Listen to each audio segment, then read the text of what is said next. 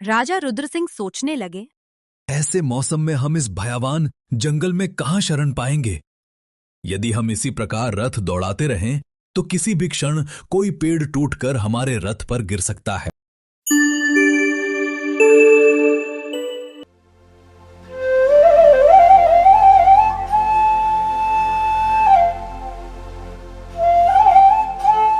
दरबार से लौटकर जयपुर राज्य के राजा रुद्र सिंह ने अपनी छोटी रानी आदिति से कहा, रानी, चंद्रपुर से तुम्हारे पिता राजा चंद्र सिंह ने अपना दूत भेजा है। दूत क्या सूचना लेकर आया है महाराज? रानी, तुम्हारे भाई युवराज राघव के पुत्र उत्पन्न हुआ है। दूत उसी की सूचना लेकर आया है। महाराज चंद्र सिंह ने संदेश भिजवाया है कि आज से 5 दिन पश्चात नवजात शिशु का नामकरण संस्कार है। उस समारोह में उन्होंने हमें, तुम्हें व महारानी वसुधा को आने का निमंत्रण भेजा है। रानी, क्योंकि 5 दिन पश्चात ही नामकरण का समारोह है, इसलिए हमारे पास समय कम है। हम तुम्हारे और महारानी वसुधा के साथ आज ही चंद्रपुर की ओर प्रस्थान करेंगे। हाँ, यही ठीक रहेगा महाराज। उन दोनों का वार्तालाप सुनकर पास बैठी महारानी वसुधा ने राजा रुद्र सिंह से कहा, महाराज, मैं भला वहां जाकर क्या करूंगी? आप रानी आदिति को साथ लेकर ही चंद्रपुर चले जाइए। दीदी, अगर आप नहीं जाएंगी तो मैं भी चंद्रपुर नहीं जाऊंगी। आदिति, मैं जानती हूं कि तुम मुझसे बहुत स्नेह करती हो। मुझे साथ लिए बिना तुम कदापि चंद्रपुर नहीं जाओगी, इसलिए मुझे तुम्हारे साथ चलना ही होगा। ये हुई ना कुछ बात दीदी। उसी दिन राजा रुद्र सिंह अपनी रानी आदिति और महारानी वसुधा के साथ रथ में बैठकर चंद्रपुर की ओर चल पड़े। उचित समय पर चंद्रपुर पहुंचकर उन तीनों ने नवजात शिशु के नामकरण समारोह में भाग लिया। समारोह की भव्यता देखकर महारानी वसुधा ने रानी आदिति से कहा, आदिति, तुम्हारे पिता राजा चंद्र सिंह ने बहुत भव्य समारोह का आयोजन किया है। दूर दूर के राजा और अमीर उमरा इसमें शामिल हुए हैं। ये सुनकर रानी अदिति को गर्व की अनुभूति हुई। उसी रात आदिति अपनी मां महारानी मंगला देवी के कक्ष में बैठी उनसे बात कर रही थी कि अचानक वह चौंक कर खड़ी हो गई और बोली, ओ माँ, बातों बातों में बहुत देर हो गई। अपने कक्ष में दीदी वसुधा मेरी प्रतीक्षा कर रही होंगी। वसुधा तुम्हारी प्रतीक्षा कर रही होगी, लेकिन वो भला इस समय तुम्हारी प्रतीक्षा क्यों कर रही होगी? माँ, बात यह है कि रात को सोने से पहले मैं प्रतिदिन दीदी वसुधा के पांव दबाती हूँ। जब तक मैं उनके पांव नहीं दबाती, उन्हें नींद नहीं आती। आदिति, ये क्या कह रही है तू? एक रानी होकर तू अपनी सौत के पैर दबाती है? अरे, इस कार्य के लिए तो महल में सैकड़ों दासियां हैं, फिर तू वसुधा के पैर क्यों दबाती है? माँ, ये सब मैं किसी दबाव में आकर नहीं करती, बल्कि अपनी इच्छा से करती हूँ। दीदी वसुधा की सेवा करके मुझे अपार सुख मिलता है। आदिति, तू बहुत बड़ी गलती कर रही है। इस प्रकार दासियों का कार्य करते करते एक दिन तू सचमुच ही महारानी वसुधा की दासी बन जाएगी। ये क्या कह रही हो माँ? राजा रुद्र सिंह की रानी होते हुए भला मैं महारानी वसुधा की दासी क्यों बनूंगी? हमारा पद तो बराबर का है। आदिति, तू बहुत भोली है। तू रियासत की चालों को अभी नहीं जानती। अगर तू इसी प्रकार दासी बनकर अपनी सौत वसुधा के पैर दबाती रही तो वह दिन दूर नहीं जब तू महल से बाहर होगी और महारानी वसुधा राजा रुद्र सिंह की एक छत्र महारानी बनेगी। क्या ऐसा हो सकता है माँ? क्यों नहीं हो सकता बेटी? इससे पहले कि बाजी तेरे हाथ से निकले तू संभर जा, वरना एक दिन तू ठोकर खा बैठेगी। ओ माँ, तुमने तो मुझे चिंता में डाल दिया है। आदिति, इस प्रकार चिंतित होने से कोई फायदा नहीं है। आज रात मेरी कही बातों पर ध्यान से विचार करना, तुझे स्वयं उनमें छुपा सार समझ में आ जाएगा। ठीक है माँ, अब मैं अपने कक्ष में जा रही हूँ। यह कहकर आदिति कक्ष से बाहर निकल गई। वह अपने कक्ष में जाकर बिस्तर पर लेट गई और सोचने लगी, क्या माँ का कथन सत्य है? क्या महारानी वसुधा मुझे महल से निकलवा सकती है? क्या उनके पैर दबाकर मैं उनकी दासी बन जाऊंगी? दूसरी ओर महारानी वसुधा अपने कक्ष में लेटी सोच रही थी। क्या बात है, आज रानी आदिति हमारे पांव दबाने क्यों नहीं आई? उसने तो हमें ऐसी आदत डाल दी है कि जब तक वो पैर नहीं दबाती हमें नींद नहीं आती। रानी आदिति अपने कक्ष में सोच में डूबी हुई थी, इसलिए उस रात वह वसुधा के पास नहीं गई। अगले दिन सुबह होते ही रानी आदिति अपनी माँ के पास पहुंची। माँ, कल रात आपकी बातों ने मेरी बंद आंखें खोल दी। अब आप ही बताइए कि मुझे क्या करना चाहिए। मुझे खुशी है आदिति कि तू सही राह पर आ गई है। अब मैं तुझे ऐसी योजना बताऊंगी जिससे महारानी वसुधा शीघ्र ही महल से बाहर होंगी और तू जयपुर की महारानी बनेगी। इतना कहकर महारानी मंगला देवी ने आदिति के कान में धीरे धीरे कुछ कहा। योजना सुनकर आदिति जैसे ही बाहर निकली, सामने से महारानी वसुधा आती दिखाई दी। आदिति, क्या बात है? कल रात तुम मेरे पांव दबाने क्यों नहीं आई? दीदी क्षमा करें, कल रात मेरे सिर में अचानक बहुत तेज दर्द उठ गया था, इसलिए मैं चाहकर भी नहीं आ सकी। आदिति ने सफेद झूठ बोल दिया। उसी दिन जब राजा रुद्र सिंह, रानी आदिति और महारानी वसुधा के साथ जयपुर लौटने लगे, तब बेटा रुद्र सिंह, इस सेवक का नाम विश्वास सिंह है।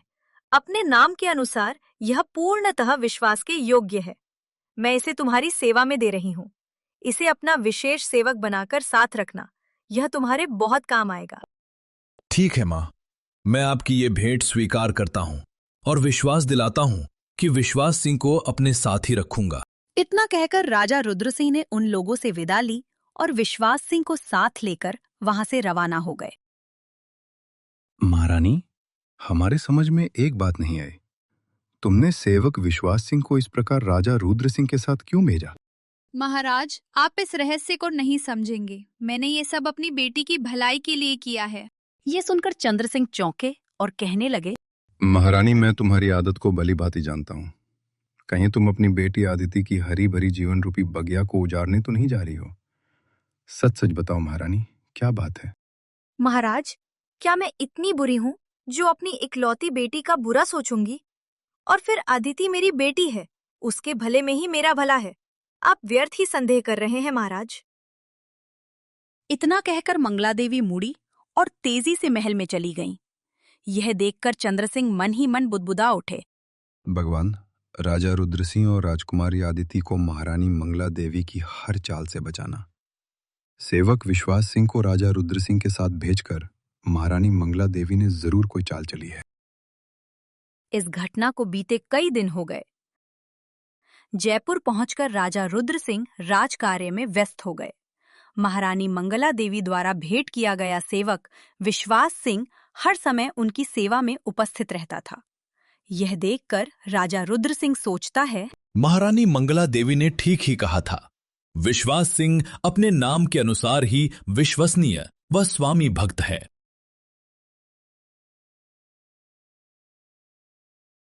एक रात जब राजा रुद्र सिंह रानी आदिति के पास थे, तो रानी आदिति सोचने लगी, आज अच्छा मौका है। आज मुझे अपनी माँ की बताई योजना के अनुसार महाराज को अपने जाल में फंसाना चाहिए। ये सोचकर आदिति ने राजा रुद्र सिंह से कहा, महाराज, आज तो मेरा दिल चौपड़ खेलने को कर रहा है। क्या आप मेरे साथ चौपड़ खेलेंगे? क्यों नहीं खेलेंगे रानी, आप चौपड़ लगाओ। महाराज, मेरी एक शर्त है। यदि आप मुझसे खेल में हार गए तो आप मुझे वही देंगे जो मैं आपसे मांगूंगी। रानी, ये तुम्हारी कैसी शर्त है? भला खेल में शर्त का क्या काम? सुनते ही आदिति ने तुनक कर कहा, ठीक है महाराज, तब मैं आपके साथ चौपड़ नहीं खेलूंगी। आपकी बातों से आज मुझे पता चल गया है कि आप मुझसे कितना प्यार करते हैं। आप मेरी एक छोटी सी शर्त भी स्वीकार नहीं कर रहे हैं। कहकर अदिति ने मुंह फुला लिया। ओ रानी, तुम तो रूठ गई। चलो, हम तुम्हारी शर्त मानते हैं। यदि तुम खेल में जीत गई तो हम तुम्हें वही देंगे जो तुम हमसे मांगोगी। सच महाराज? हाँ रानी। तब तो महाराज, मैं अभी चौपड़ बिछाती हूँ। रानी अदिति ने झटपट चौपड़ बिछाई और तब उन दोनों के बीच खेल प्रारंभ हो गया। रानी अदिति राजा रुद्र सिंह को खेल में बार बार मात देने लगी। यह देखकर राजा रुद्र सिंह ने प्रशंसा भरी दृष्टि से अदिति की ओर देखते हुए कहा, रानी, तुम तो वास्तव में चौपड़ की माहिर खिलाड़न हो। तुम बार बार अच्छी चाल चलकर हमें मात पर मात दिए जा रही हो। तुम्हारी इस विद्या के बारे में तो हमें आज ही पता चला है। आधी रात तक चौपड़ का खेल चलता रहा। रानी आदिति ने खेल में बार बार राजा रुद्र सिंह को मात दी। यह देखकर राजा रुद्र सिंह ने आदिति से कहा, रानी, हम अपनी हार स्वीकार करते हैं। तुम जीती और हम हारे। ये सुनकर आदिति ने चौपड़ को समेट कर रख दिया। उसके बाद राजा रुद्र सिंह से कहा, महाराज, आप खेल में मुझसे हार चुके हैं, अब मेरी शर्त पूरी कीजिए। बताओ रानी, तुम्हारी क्या शर्त है? तो सुनिए महाराज, मैं आपसे एक वचन मांगना चाहती हूँ। उस वचन को आपको अभी और इसी समय पूरा करने की स्वीकृति देनी है। ओ रानी, अब लंबी चौड़ी भूमिका मत बांधो। हम तुम्हें वचन देते हैं कि हम तुम्हारे वचन को इसी समय पूरा करेंगे। तो सुनिए महाराज, मैं चाहती हूँ कि आप कल सुबह होते ही महारानी वसुधा को वनवास दे दें। क्या? हाँ महाराज, मैं यह भी चाहती हूँ कि वनवास के लिए आप स्वयं महारानी वसुधा को वन में छोड़ कर आएं। इसके साथ ही आपको यह भी वचन देना होगा कि आप जीवन में फिर कभी महारानी वसुधा से नहीं मिलेंगे। अगर हमें पता होता कि खेल में हारने के बाद तुम हमसे ऐसा वचन मांगोगी, तो हम कदापि तुम्हारे साथ चौपड़ नहीं खेलते। और फिर राजा रुद्र सिंह अपना सिर थामकर बैठ गए। कुछ देर बाद राजा रुद्र सिंह ने सिर ऊपर उठाकर आदिति से कहा, रानी आदिति, आज तुम हमारी नजरों में बहुत नीचे गिर गई हो। तुमने हमें वचन में बांधकर अच्छा नहीं किया है। साथ ही हम ये भी नहीं समझ पा रहे हैं कि महारानी वसुधा ने तुम्हारा क्या बिगाड़ा था, जो तुम उन्हें इस प्रकार वनवास देने पर तुनी हुई हो। क्योंकि हम तुम्हें तुम्हारी बात पूरी करने का वचन दे चुके हैं, इसलिए हम कल सुबह स्वयं महारानी वसुधा को वन में छोड़कर आएंगे। पर इतना याद रखो, आज के बाद तुम हमारे होठों पर हंसी तो क्या, मुस्कुराहट की एक रेखा तक नहीं देखोगी। इतना कहकर राजा रुद्रसिंह उठे और तेजी से कक्ष से बाहर निकल गए। ये देखकर आदिति मन ही मन कह उठी, माँ मंगला देवी, मैं तुम्हारी शुक्रगुजार हूँ। आज तुम्हारे कारण ही मेरी राह का कांटा बनी महारानी वसुधा मेरे जीवन से निकल रही है। अब इस राजमहल में एक छत्र मेरा ही राज होगा। दूसरे दिन सुबह होते ही राजा रुद्र सिंह महारानी वसुधा के पास पहुंचे और कहने लगे, महारानी, आज हम वन में भ्रमण करने जा रहे हैं और साथ में तुम्हें भी ले जाना चाहते हैं। मेरे अहोभाग्य महाराज, मैं अभी आपके साथ वन में चलने को तैयार होती हूँ। कुछ देर बाद ही राजा रुद्र सिंह महारानी वसुधा के साथ रथ में बैठकर वन की ओर जा रहे थे और सेवक विश्वास सिंह सारथी बना हुआ था। महाराज मन ही मन सोच रहे थे, महारानी को क्या पता कि आज ये जीवन भर के लिए हमसे बिछड़ने वाली हैं। हाय रे किस्मत, इसी पतिव्रता पत्नी को आज मुझ जैसा पति वनवास देने चला है। जल्दी ही उनका रथ एक वन में जा पहुंचा। तब रथ को रोककर राजा रुद्र सिंह ने महारानी वसुधा से कहा, महारानी, हमें बहुत तेज प्यास लगी है।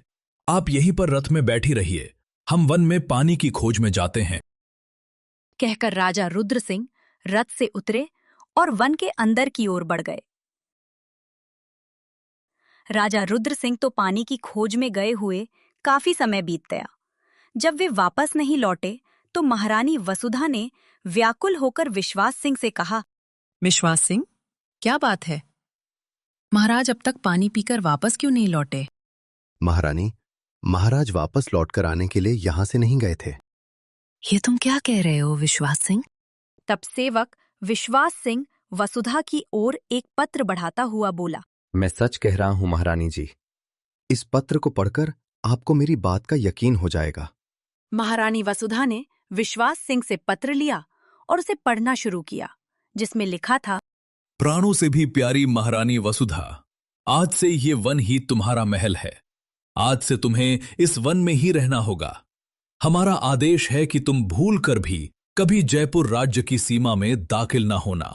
पत्र पढ़कर महारानी वसुधा का मुंह हैरत से खुला रह गया और वह सोचने लगी, महाराज ने मुझे इस प्रकार वनवास क्यों दिया? मुझसे ऐसा क्या अपराध हो गया था? रानी को इस अवस्था में देखकर विश्वास सिंह ने कहा, महारानी जी, मेरे लिए क्या आदेश है? वन के बाहर बैठे महाराज मेरी प्रतीक्षा कर रहे होंगे। जाओ विश्वास सिंह, तुम भी मेरा साथ कब तक दोगे? जाओ, रथ को वापस ले जाओ। कहकर वसुधा रथ से उतर गई। तब विश्वास सिंह रथ को वहां से ले गया। दूसरी ओर जब रथ वन के बाहर पहुंचा तो एक शिला पर बैठा राजा रुद्र सिंह तड़प कर खड़ा हो गया। वह चुपचाप रथ में बैठा और रथ वहां से जयपुर की ओर चल पड़ा। राजा सोचने लगा, महलों के सुख सुविधाओं में पली बड़ी महारानी वसुधा वन में कैसे रहेगी? वन में वो क्या खाकर जीवित रहेगी? हमने तो उन्हें जीवित ही मृत्यु के मुख में धकेल दिया है। जल्दी ही वे वापस जयपुर पहुंच गए। राजा रुद्र सिंह को महल में छोड़कर सेवक विश्वास सिंह सीधा रानी आदिति के पास पहुंचा। उसे देखकर आदिति ने उत्सुकता के साथ पूछा, क्या हुआ विश्वास सिंह, कार्य हुआ? हाँ रानी जी, महाराज महारानी वसुधा को वन में छोड़ आए हैं, लेकिन महारानी के बिछोह से महाराज बहुत दुखी हैं। तो जाओ, महाराज के पास जाकर उनके दुख को हल्का करने की कोशिश करो। जो आज्ञा रानी जी। कहकर विश्वास सिंह कक्ष से निकल गया। दूसरी ओर महारानी वसुधा वन में चलते चलते एक स्थान पर ठोकर खाकर जमीन पर गिर पड़ी। जमीन पर गिरते ही महारानी वसुधा बेहोश हो गई। न जाने रानी वसुधा वहां पर कब तक बेहोश पड़ी रहती कि तभी गजानन नाम के ऋषि वहां से गुजरे। वसुधा को बेहोश पड़ी देखकर वे चौंक कर रुक गए और सोचने लगे, इस भयावान जंगल में ये स्त्री इस प्रकार बेहोश पड़ी है, कौन है ये? वेशभूषा से तो ये किसी राज परिवार की मालूम होती है। इसे होश में लाकर मुझे इससे पूछताछ करनी चाहिए। ये सोचकर गजानन ऋषि ने कमंडल में से अंजलि भरकर जल निकाला और उसके छींटे बेहोश वसुधा के मुख पर मारे। जल्दी ही पानी के छींटों ने अपना प्रभाव दिखाया। वसुधा में चेतना का संचार हुआ और वह उठ बैठी और अपने सामने गजानन ऋषि को खड़े देखकर चौंक कर पूछ उठी, ये सवाल मैं तुमसे पूछना चाहता हूं देवी, तुम कौन हो और इस वन में क्या कर रही हो? सुनते ही वसुधा फूट फूट कर रो पड़ी। ये देखकर गजानन ऋषि ने उससे सांत्वना भरे स्वर में कहा, देवी रो नहीं, हिम्मत रखो और हमें बताओ कि तुम कौन हो। बड़ी मुश्किल से वसुधा के आंसू रुके। उसके बाद उसने अपने बारे में गजानन ऋषि को विस्तार पूर्वक बताया। उसके बारे में जानकर गजानन ऋषि चौंके और कहने लगे, ओह, तो तुम जयपुर के राजा रुद्र सिंह की पत्नी हो? हाँ ऋषिवर, पर ऋषिवर, एक बात मेरी समझ में नहीं आई। मेरा कोई अपराध ना होते हुए भी मेरे पति ने मेरा इस प्रकार त्याग क्यों कर दिया? बेटी वसुधा, राजा रुद्र सिंह ने तुम्हें केवल अपने वचन की लाज रखने के लिए वनवास दिया है, वरना वे तो अब भी तुम्हें मन प्राण से चाहते हैं। ये आप क्या कह रहे हैं ऋषिवर? महाराज ने किसी को ऐसा वचन दिया था? बेटी, ऐसा वचन राजा रुद्र सिंह ने अपनी रानी आदिति को दिया था।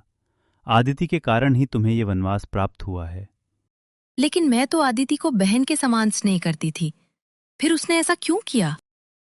तब गजानन ऋषि ने उससे कहा, बेटी, मेरा नाम विनायक है।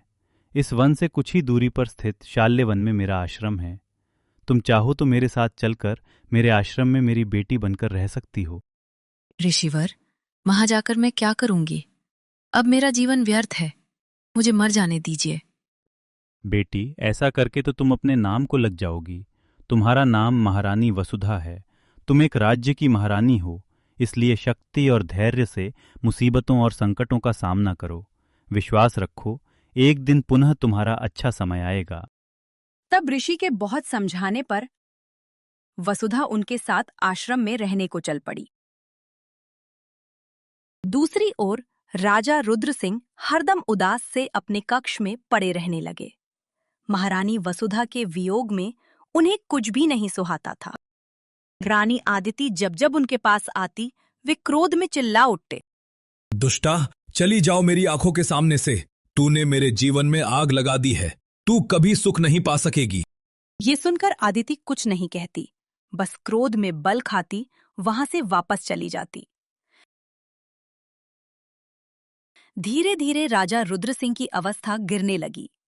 ये देखकर एक दिन राजमाता कामिनी ने उससे पूछा, बेटा रुद्र सिंह, इस प्रकार कैसे चलेगा? तुम इस देश के राजा हो। माना कि तुम महारानी वसुधा से बहुत स्नेह करते थे और अपने वचन की लाज रखने के लिए ही उसे वनवास दिया था, पर इस प्रकार बुझकर रहने से तुम्हारे वचन की गरिमा ही धूमिल होती है। उठो और हिम्मत से काम लेते हुए राजकार्य संभालो।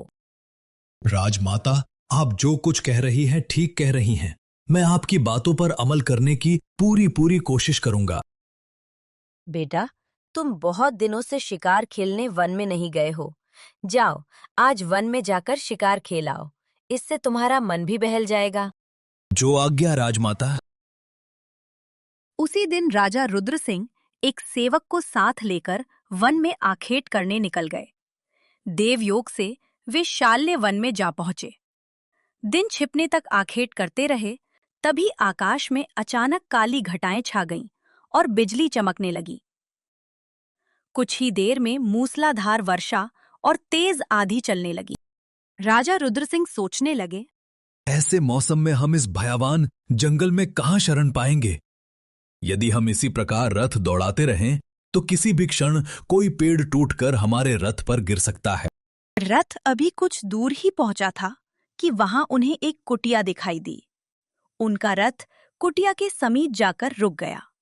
तब राजा रुद्र सिंह रथ से उतरकर कुटिया की ओर चल पड़े। वास्तव में वह गजानन ऋषि का आश्रम था। राजा रुद्र सिंह ने आगे बढ़कर कुटिया के बंद द्वार पर दस्तक दी और द्वार खुलने की प्रतीक्षा करने लगे।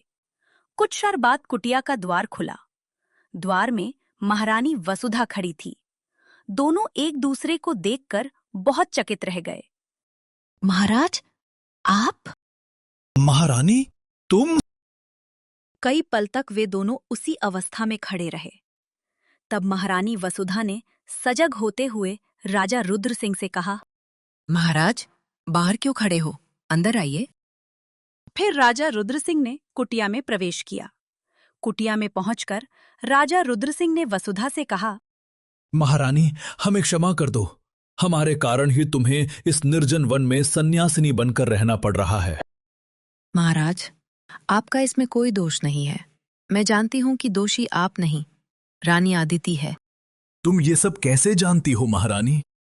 महाराज, गजानन ऋषि ने मुझे सब कुछ बता दिया है। तब राजा रुद्र सिंह कुटिया से बाहर आए और सेवक से बोले, सेवक, तुम रथ को लेकर वापस जयपुर लौट जाओ। हम सुबह होते ही जयपुर आ जाएंगे। लेकिन महाराज, रथ के बिना आप वापस कैसे आएंगे? ये सुनकर राजा रुद्र सिंह सोच में पड़ गए। फिर कुछ देर सोचने के पश्चात बोले, रथ में 3 घोड़े जुते हुए हैं। रथ के एक घोड़े को तुम हमारे लिए यहीं पर छोड़ जाओ। हम उसी पर सवार होकर जयपुर आ जाएंगे।